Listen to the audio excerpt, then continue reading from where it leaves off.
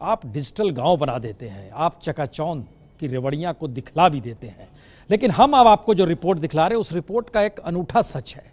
वो सच ये है कि जो दिल्ली से दिखाई देता है कि आदिवासी इलाकों में क्या चाहिए, आदिवासी इलाकों में जाकर जब उनसे मिलिएगा तो उन्हें क्या चाहिए, ये उन्हीं की जुबान से सुन लीजिए।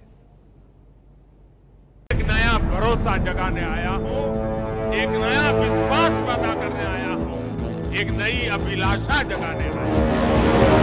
ये बीजापुर का डिजिटल गांव है। लकड़ी और घास फूस का घर, मिट्टी की अंगीठी, चंद बर्तन, बोरे में भरा हुआ महुआ और भोजन के नाम पर आंगन में पड़ा हुआ है पीपल की पत्तियों से बनने वाली सब्जी। और पूरे गांव घूम जाइएगा, हर घर का यही हाल। ऐसे में किसी आदिवासी से ये पूछना कि जिंदगी कैसे कटती है तो जवाब क्या होगा, सुन लीजिए। अद गोदी बाता कातनोमा तुमिया की ईडू पेहकनोमा बतकनोमा वो। तो फिर दिल्ली जिस शानो शौकत से जीती है, उसके फेंके हुए पैसे से भी कम में इन आदिवासियों की जिंदगी चल रही है, चल सकती है।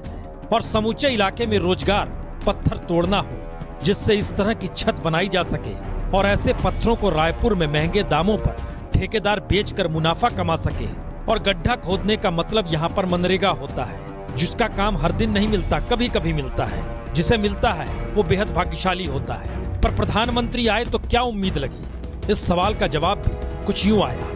तो आपको क्या क्या चाहिए सरकार से? आपको मोदी आए थे तो क्या बोले, समझ में आया क्या? कौन समझे मैं वो बात टोटल लोक में कही तो मैं लेते आ लेते हैं जो के तो बेच टेली का किस किस हो तो मुत्तम ही बोल।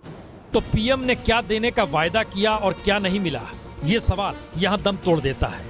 क्योंकि इनके घर से आधे कोस पर जब प्रधानमंत्री की सभा चल रही थी तो ये खुश थे, रंग बिरंगे पोस्टर देखकर, पीएम और सीएम की तस्वीर देखकर।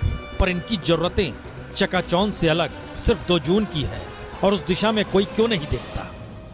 तो दरअसल जो बस्तर का आदिवासी है, उनकी जो जरूरत है, उन्हें इस बात से कोई लेना देना नहीं कि जांगला में इंटरनेट लग गया या तो फिर जांगला में बहुत सारी बुनियादी सुविधाएं ऐसी हो गई जिससे और लोग लाभान्वित होंगे। इन्हें तो प्रधानमंत्री आवास योजना के तहत एक मकान चाहिए जिसमें ये रह सकें, इन्हें रोजगार चाहिए, इन्हें शिक्षा चाहिए, जिससे ये अभी भी वंचित हैं।